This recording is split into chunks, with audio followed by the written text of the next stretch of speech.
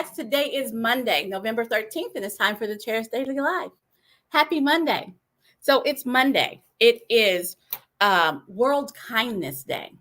It is National Caregiver Appreciation Day. It's the beginning of Transgender Awareness Week.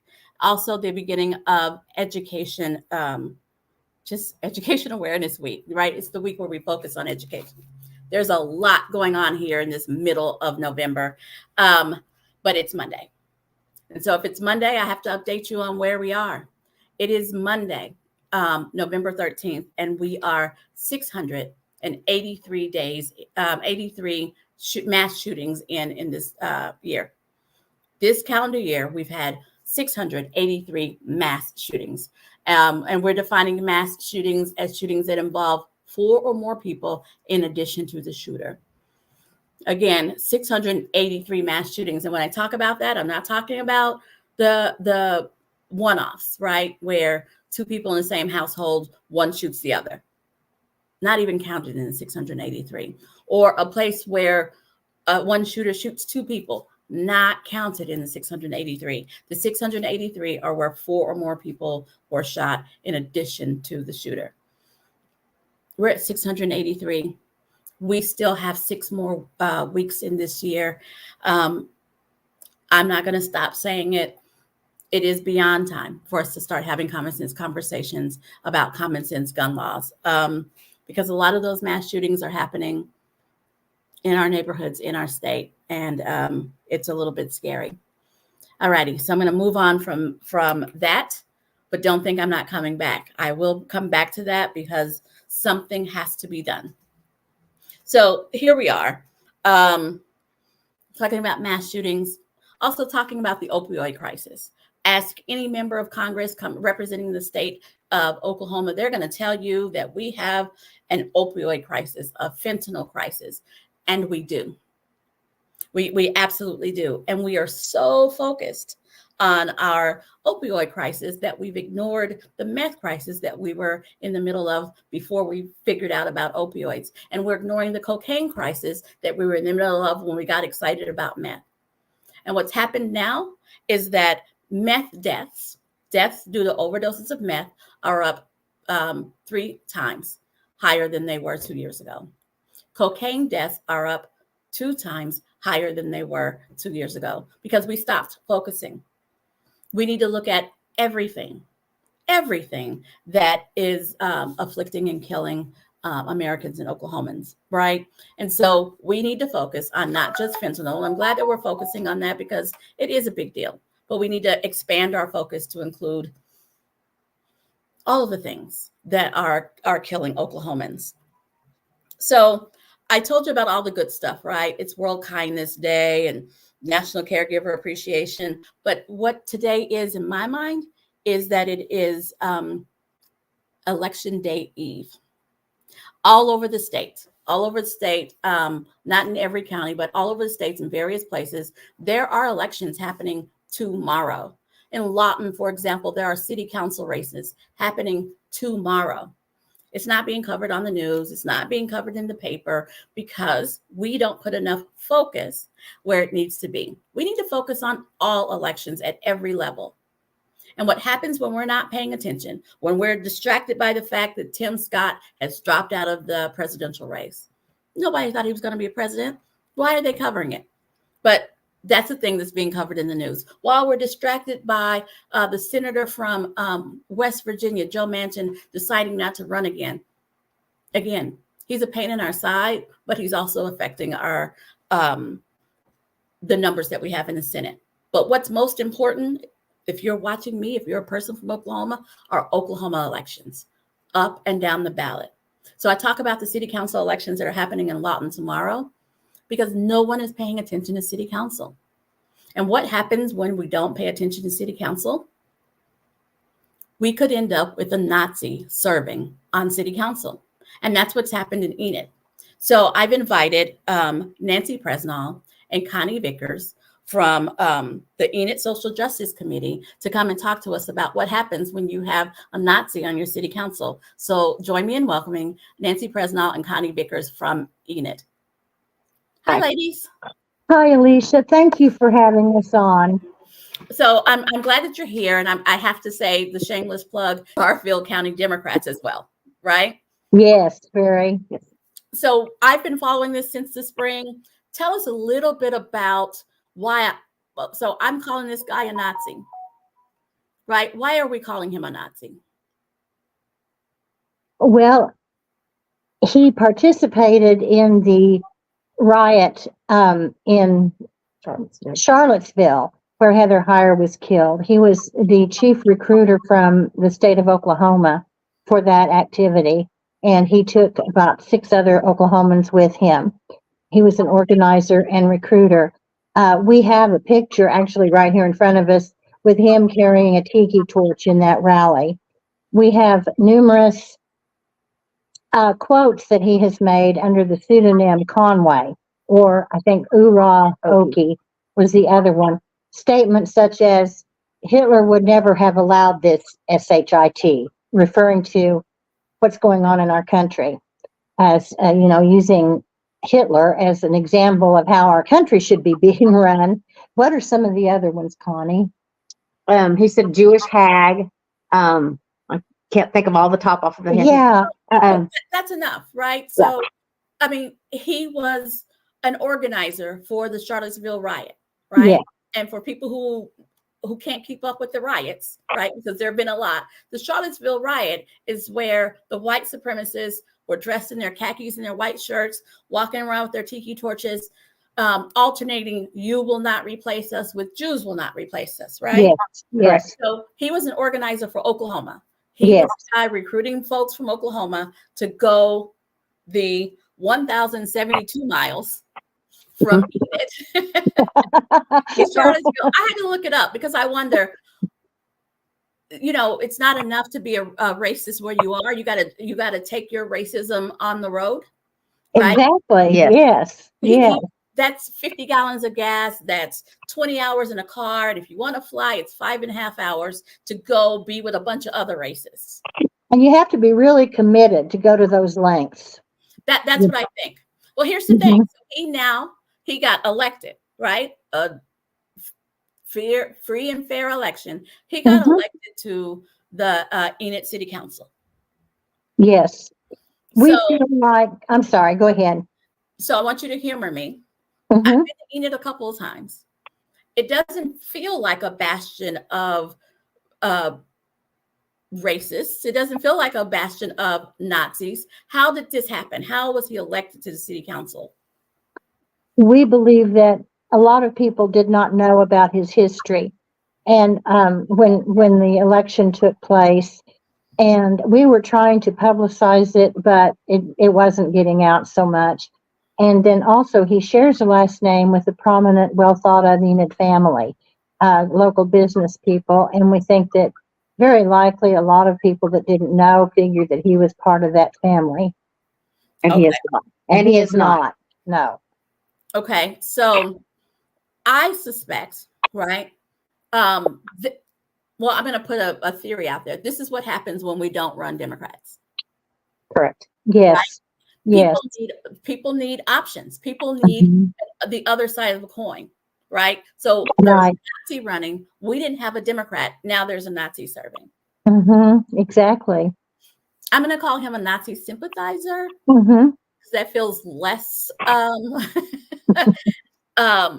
Well, it's still pretty inflammatory, but it is kind of what I think he is, right? I think he espouses Nazi beliefs. I believe that he sympathizes with that, and that's a little bit nicer than calling names. My grandmother would not appreciate me calling names, so I'm just going to call him a Nazi sympathizer. So I got to watch a little bit of what happened at the city council meeting last week.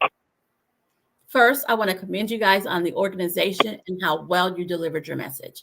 Thank you. Thank you. Thank you. Thank you. That was Christy and Father James. So I want to bring everybody up to speed. He was given an opportunity to speak. And in all the time that I've been aware of it, he's been given opportunity to disavow his Nazi sympathies. He's been given opportunity to say that it wasn't him. And he has not taking you guys up on it. He's not said it wasn't me. He's not said I'm not a Nazi sympathizer, correct? Correct. He refuses to even say Nazis are bad. He won't even say that. And when we bring it up, he laughs. Okay, so I want to show everyone else, because you guys have been keeping me up to date, but I like to show everyone else this video that was supposed to have been him addressing the accusation. I've thought for a long time over the past few days about how I could address the people who are unhappy with me. But they've made it clear there's nothing I can say to them that will satisfy them and will honor God. We wrote down. And so if it comes to it, I will stand before the voters of Ward 1 and I will defend the job I've done here in my first 6 months. And I will let them decide. Say it wasn't you. Thank you, Mr. Mayor.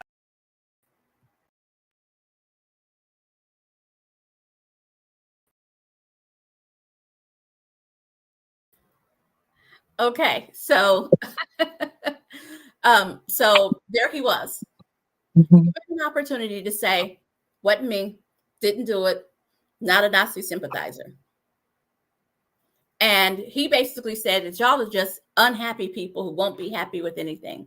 Is there anything that you would be happy with? He was given a list of items that we would withdraw the Recall. petition, the recall.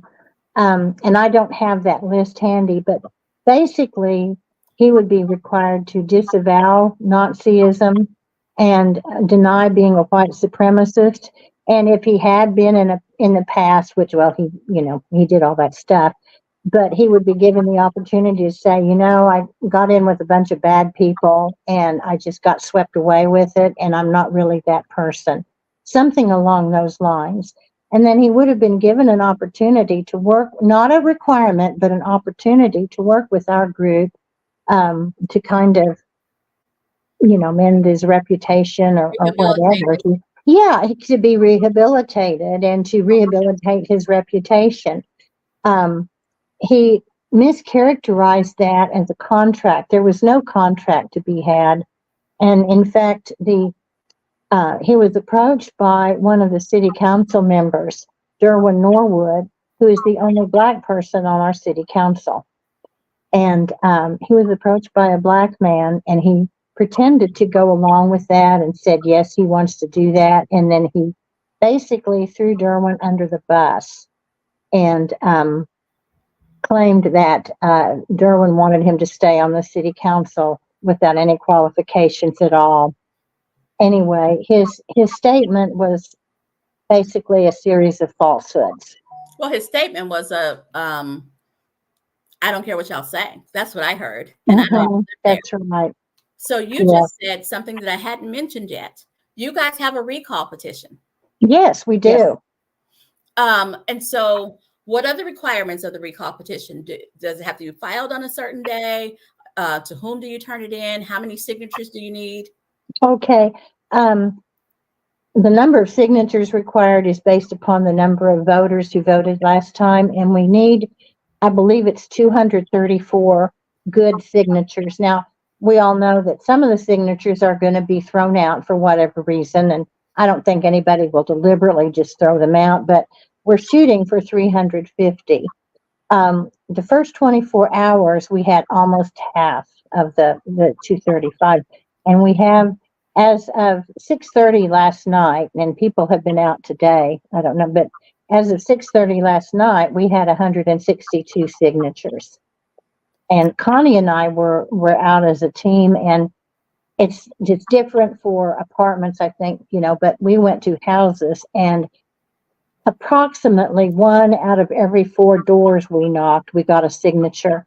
That includes doors where people were not home and we left a little sticker to, if you want to sign, call us, we'll come back. And people are calling us to come back to sign. So now that people are aware, is what I'm hearing. They weren't paying attention during the election, but that's fine. As long as they're paying attention now. So now that they're paying attention, they're saying, I don't want to be represented by this guy.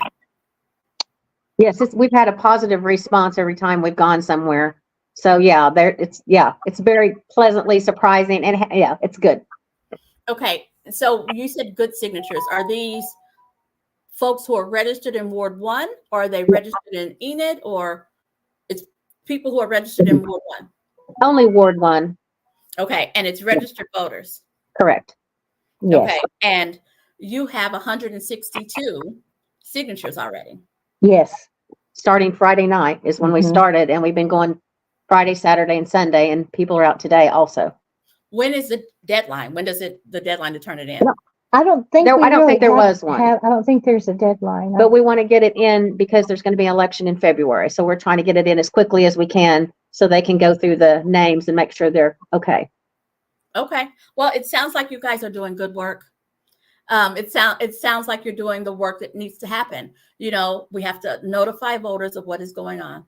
We have to provide them with all of the backstory, and we also have to give Mr. Blevins an opportunity to be heard. Mhm. Right? He has Okay. been given an opportunity to say his side.